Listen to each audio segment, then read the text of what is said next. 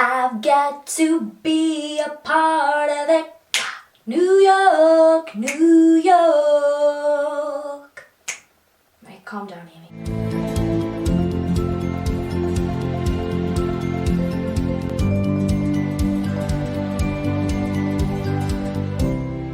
Let's talk about Dash and Lily, Netflix's original series, which is based on the book Dash and Lily's Book of Dares. Can we just take a second?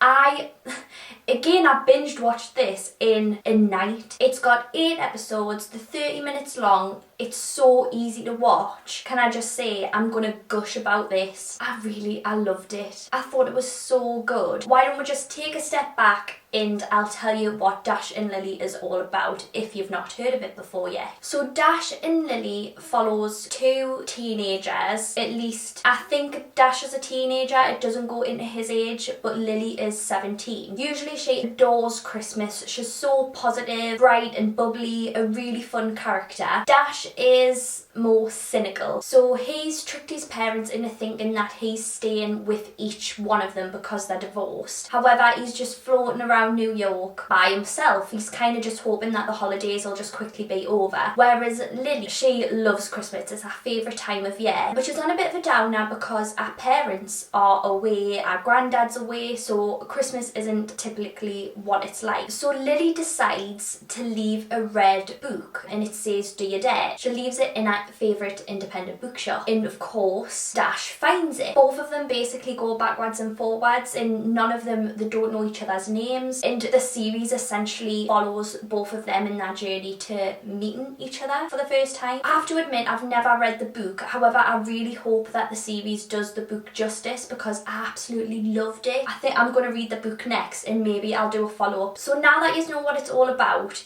how about we dive in a bit deeper and I'll tell you whether it's worth watching or not. To which I've already kind of revealed that it's worth a watch because I absolutely loved it. What amazed us the most was how much chemistry Austin, who plays Dash, and then Midori, who plays Lynn, they have so much chemistry between each other and they're only in, I think it's 2 scenes. Basically, you all know Austin from The Walking Dead and Euphoria, and then you'll know Midori through, she played April in Ocean's 8, and then she was also in The Good Boys. How does an actor and an actress have so much chemistry? They're not on screen with each other much, as it goes between each of their perspectives, so it's told in first person, so it's done quite a lot through voiceovers. But what was interesting was the way they've went and done that. So apparently Austin and Midori kept a notebook between each other and they'd leave it in each other's dressing rooms, telling each other secrets. And I was watching an interview and Midori actually says, "Austin, I hope you burnt that."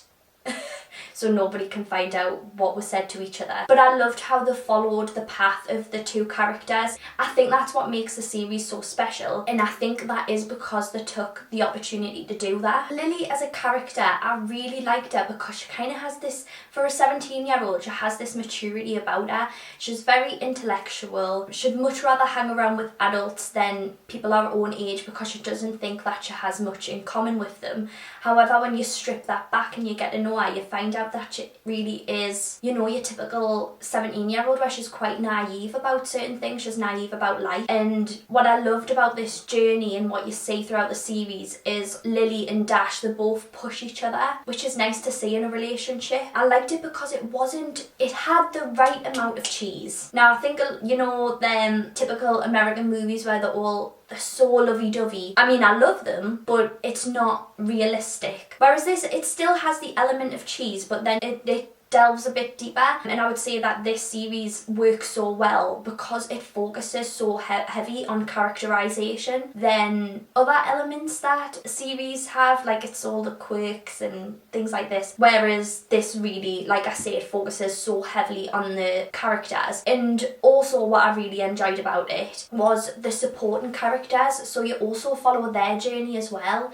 And what I loved was that I would say the main supporting characters was Lily's brother Langston and then Dash's best friend Boomer. They weren't just there for oh, we need a little bit diversity, so let's throw in a gay brother, you know. Do you know what I mean? I don't like it when TV shows do that. I think that they should have a story themselves. They shouldn't just be there for diversity. So I loved following Langston's story as well throughout the series, and he becomes such a lovable character. And then of course with Boomer as well, you kind of want him to find someone in the end as well. So I think it works back that way. He's not just a best friend, which he kind of says to Dash. He's like, I'm not just here to listen to you, which I thought was really important, because I hate it in TV shows where the best friend's always there and always listening to the main character in their life, but they don't seem bothered about theirs. Do you know what I mean? So I like just how the supporting characters had a bit more depth to them, rather than them just being there for the sake of it, which I also think helps the series work really well. There was actually a scene, and this scene will probably be, I don't know, probably to most people you'll just watch it and go, oh, but to me,